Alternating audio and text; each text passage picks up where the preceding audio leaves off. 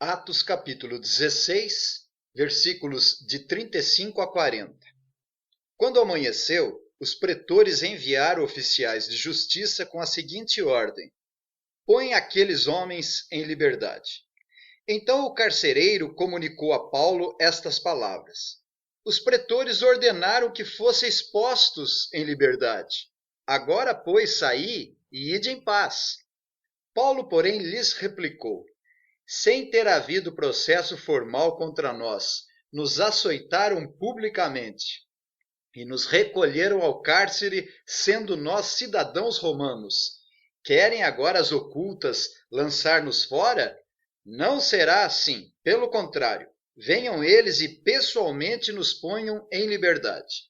Os oficiais de justiça comunicaram isso aos pretores, e esses ficaram possuídos de temor quando souberam que se tratava de cidadãos romanos. Então foram ter com eles e lhes pediram desculpas, e relaxando-lhes a prisão, rogaram que se retirassem da cidade. Tendo se retirado do cárcere, dirigiram-se para a casa de Lídia e, vendo os irmãos, os confortaram. Então partiram.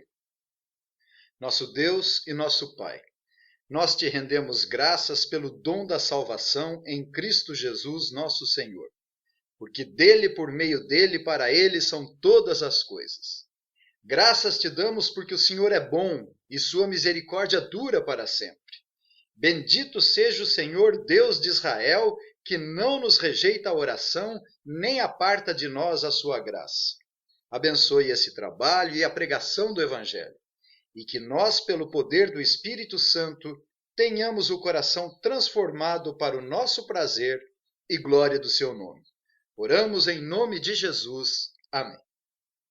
Verificamos nas exposições anteriores que Paulo obedeceu uma visão em Troade, onde lhe apareceu um varão macedônio pedindo a ajuda deles e que fossem a Macedônia. Então, ao chegar em Filipos, a primeira do distrito e colônia, e por causa da conversão de Lídia da cidade de Tiatira, vendedora de púrpura, foi estabelecido ali a primeira igreja na Europa.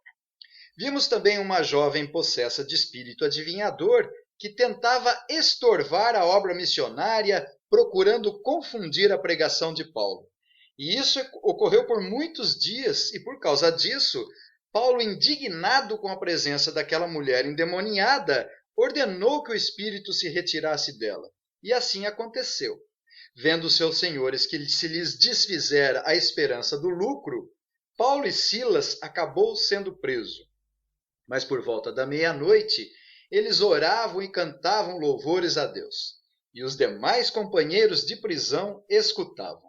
De repente sobreveio tamanho terremoto que sacudiu os alicerces da prisão. Abriram-se todas as portas e soltaram-se as cadeias de todos. E por causa desse grande acontecimento, o carcereiro de Filipos creu no Senhor Jesus e foi batizado ele e sua casa. E aqui no versículo 35, é-nos dito que quando amanheceu, os pretores enviaram oficiais de justiça com a seguinte ordem: põe aqueles homens em liberdade. Observe que eles tinham comido alguma coisa na casa do carcereiro e retornado à prisão, para não serem tidos por foragidos ou comprometerem o carcereiro, que poderia responder à falta deles com a pena capital. Então retornaram à prisão esperando o desenrolar dos acontecimentos. E quando se fez dia, os estrategos pretores, que eram os magistrados romanos, encarregados pela administração civil e judicial, enviaram os oficiais de justiça, conhecido também como maceiros ou bedéis. E por quê? Logo ao amanhecer, os magistrados tomaram essa decisão. Pode ser o medo do terremoto e a ligação que eles fizeram com a prisão injusta e excessiva de Paulo e Silas. Mas pode ser também pela consciência pesada de ter aplicado uma pena injustificável e cheia de violência física contra eles. Eles foram duros, arbitrários, aplicaram um julgamento injusto, irregular e sem processo formal.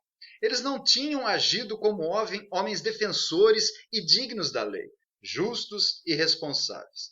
Provavelmente eram políticos interesseiros que deram ouvidos àqueles homens ricos, dono de escravos que haviam perdido o lucro. Nós lemos nos versículos 22 a 24 que levantou-se a multidão unida contra eles e os pretores, rasgando-lhes as vestes, mandaram açoitá-los com varas. E depois de lhes darem muitos açoites, os lançaram no cárcere, ordenando ao carcereiro que os guardasse com toda a segurança. Este, recebendo tal ordem, levou-os para o cárcere interior e lhes prendeu os pés no tronco. E qual foi a ordem? Põe aqueles homens em liberdade. Eu lembro que Timóteo e Lucas não foram presos porque provavelmente não estavam lá na hora ou apenas prenderam os pregadores. No capítulo 15, versículo 22, Silas era notável entre os irmãos. No versículo 36, é-nos dito: então o carcereiro comunicou a Paulo essas palavras. Os pretores ordenaram que fossem expostos em liberdade. Agora, pois, saí e ide em paz. Podemos imaginar a felicidade do carcereiro trazendo boas notícias a Paulo e Silas, que agora eram seus pais na fé e irmãos queridos. Alguns estudiosos acreditam que o carcereiro preparou um relato do terremoto aos pretores e também da ida de Paulo à sua casa, e assim então obteve o alvará de soltura perante eles. A verdade é que foi surpreendente. Já no dia seguinte, logo de manhã, os pretores terem enviado os oficiais determinando a liberdade de Paulo e Silas. Então veio o carcereiro, todo animado e feliz, abrindo a cela de Paulo e disse: agora, pois, saí e ide em paz. Mas no versículo 37, eis que surge um imprevisto, uma surpresa. Vejam só. É-nos dito: Paulo, porém, lhes replicou: sem ter havido processo formal contra nós, nos açoitaram publicamente e nos recolheram ao cárcere, sendo nós cidadãos romanos. Querem agora as ocultas lançar-nos fora? Não será assim. Pelo contrário, venham eles e pessoalmente nos ponham em liberdade. Paulo e Silas se negaram a sair da prisão. Quer dizer, nos açoitaram, vergastaram conosco, nos humilhando publicamente e nos colocando no cárcere profundo e interior. Querem agora clandestinamente, como juízes irresponsáveis e fora da lei, nos soltar como se nada tivesse acontecido, nos lançando fora? Negativo. Civis Romanus sum. Sou cidadão romano. E bastava essa declaração que todos os direitos eram-lhe concedidos. Podemos imaginar a apreensão do carcereiro. Mas por que vocês não saem, vão em paz? Não se sabe se a cidadania romana de Paulo era porque havia nascido em Tarso ou tinha um dos pais romanos. No capítulo 22, versículo 28, é-nos dito que ele tinha cidadania romana por direito de nascimento. Eu tenho a cidadania romana por direito de nascimento. Observe como Lucas se preocupou em registrar várias vezes a cidadania romana de Paulo, provavelmente para alertar Teófilo, um homem importante do governo romano, que acudisse Paulo e o defendesse de eventuais perseguições. E qual foi o resultado da declaração de Paulo? Civis Romanus sum? É-nos dito no versículo 38 que os oficiais de justiça comunicaram isso aos pretores, e esses ficaram possuídos de temor quando souberam que se tratava de cidadãos romanos. Cada estratego tinha 2 litores, ou seja, cada pretor tinha 2 oficiais de justiça. Esses termos, estratego, litores, eram usados para o sistema jurídico romano da época. E observe que eles ficaram possuídos de temor. A lex Porcia, que é a lei porciana e valeriana, proibia sob severas penas a quem submetesse um cidadão romano à flagelação e maus tratos. Nosso sistema legal provém do direito romano. Então Roma tinha orgulho da lei e procurava aplicá-la. Há registros históricos que cidades perderam o seu status e o seu direito de colônia por causa de abusos militares contra cidadãos romanos. Os magistrados eram destituídos dos cargos quando abusavam do poder e eram severamente punidos. A pergunta interessante é: como se demonstrava a cidadania romana? Não há certeza de como as pessoas comprovavam que eram cidadãos romanos. Não se sabe se eles tinham papel, algum documento ali ou não, provavelmente não, mas apenas bastava reivindicar o direito verbalmente, porque caso contrário, se fosse mentira, seriam considerados réus de morte e certamente lhes era imputada a pena capital. E por que Paulo não falou antes que tinha cidadania romana para se livrar das varadas e da prisão? Provavelmente eles não tiveram tempo para isso com todo aquele tropel da multidão unida contra eles e os pretores rasgando-lhe as vestes mandaram açoitá-los com varas. E depois de lhes darem muitos açoites, os lançaram à prisão. Então imagine o estado de choque emocional deles, foram agarrados, arrastados para a praça, a multidão se reuniu contra eles num tumulto terrível. Os pretores rasgaram-lhe as vestes e os vergastaram com muitos açoites. E depois ainda foram lançados lá no subsolo. Mas nós sabemos que Deus é soberano e estava no controle de todas as coisas. Paulo convivia com o sofrimento de forma muito madura. Paulo disse: tenho por certo que os sofrimentos do tempo presente não se pode comparar com a glória a ser revelada em nós.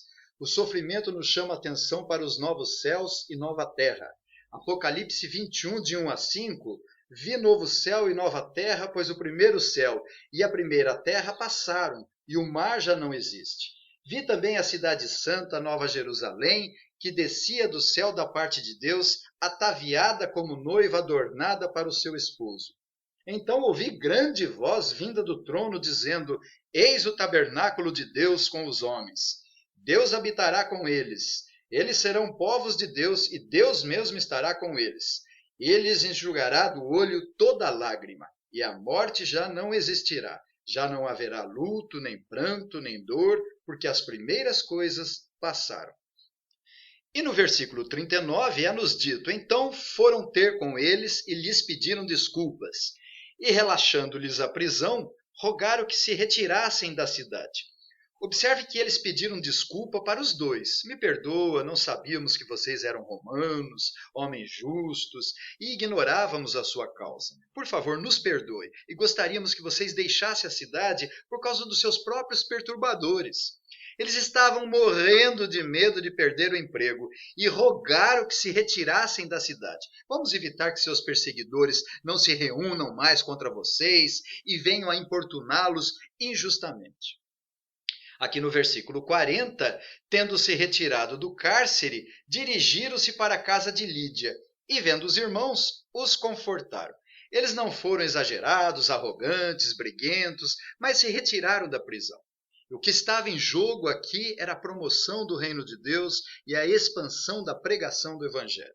Observe que eles saíram da prisão e foram diretamente para a igreja na casa de Lídia, onde ele estava hospedado e onde certamente a igreja começou a se reunir. Nós lemos nos versículos 14 e 15. Certa mulher chamada Lídia, da cidade de Tiatira, vendedora de púrpura, temente a Deus, nos escutava. O Senhor lhe abriu o coração para atender às coisas que Paulo dizia. Depois de ser batizada ela e toda a sua casa, nos rogou, dizendo: se julgais que eu sou fiel ao Senhor, entrai em minha casa e aí ficai. E nos constrangeu a isso. Apenas para concluir, podemos perguntar por que Paulo não foi embora, se retirando da prisão quieto, por que ele não sofreu o dano em silêncio e não deixou para lá essa perseguição toda, não deu outra face para bater, já que estava sendo rapidamente liberto? Os bons comentaristas entendem que ele não quis abrir precedente, ou seja, aceitar simplesmente a violência quando se prega o evangelho. Mas Paulo quis acertar o mal-entendido e teve zelo pela igreja de Filipos, a fim de que ela fosse tratada, bem tratada e respeitada. O interesse era o crescimento da igreja em Filipos. Que tipo de igreja é essa onde as pessoas vão presas, fazem um maior barulhão, causam tumulto? Então Paulo fez os pretores pedirem desculpas por amor à igreja de Filipos, a fim de que ela fosse reconhecida e reverenciada na sociedade. A minha mãe Aline, que escreveu muitas coisas preciosas acerca da palavra de Deus e da doutrina, comentando essa passagem, sugere que Deus fechou a boca do apóstolo Paulo e Silas para que não declarassem civis romanus sum, com o propósito de usar a prisão dos missionários para alcançar o carcereiro.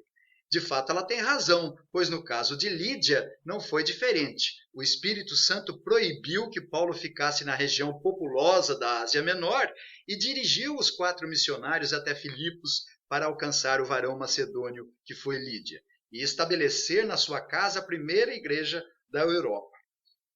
Observe, no finalzinho do nosso texto, tendo-se retirado do cárcere, dirigiram-se para a casa de Lídia, e vendo os irmãos, os confortaram. Os irmãos foram confortados por Paulo, porque talvez a igreja estivesse assustada com o ocorrido. Então Paulo e Silas, machucados, cheios de vergões, sobretudo de vergastas, e que tinham acabado de sair da prisão, ao invés de serem consolados pela igreja, eles ainda por cima consolaram-na. Estes são os grandes apóstolos Paulo e Silas. A igreja é o melhor lugar para sairmos encorajados e edificados. A realidade é que a igreja de Filipos veio a ser muito especial para Paulo. Ele escreveu que tinha saudades daquela igreja. Portanto, meus irmãos amados e muito saudosos, minha alegria e coroa, sim, amados, permaneçam firmes no Senhor e alegrai-vos sempre nele. Recebi tudo de vocês e tenho abundância. Quando Epafrodito me passou as mãos, o que vocês me deram como aroma suave, como sacrifício aceitável a Deus. E como o grande missionário Senhor Jesus, o Senhor da igreja, cuida da sua igreja. Pois na hora, Paulo não viu o resultado ali na ocasião. Eles foram embora de Filipos para Tessalônica, mas a igreja de Filipos se tornou célere, notável, além de gerar bispos e diáconos. Era muito liberal e generosa. Lídia era comerciante rica e boa contribuinte para a obra de Deus. Portanto, meus irmãos amados e muito saudosos, minha alegria e coroa, sim, amados, permaneçam firmes no Senhor e alegrai-vos sempre. Que o Senhor nos abençoe. Amém.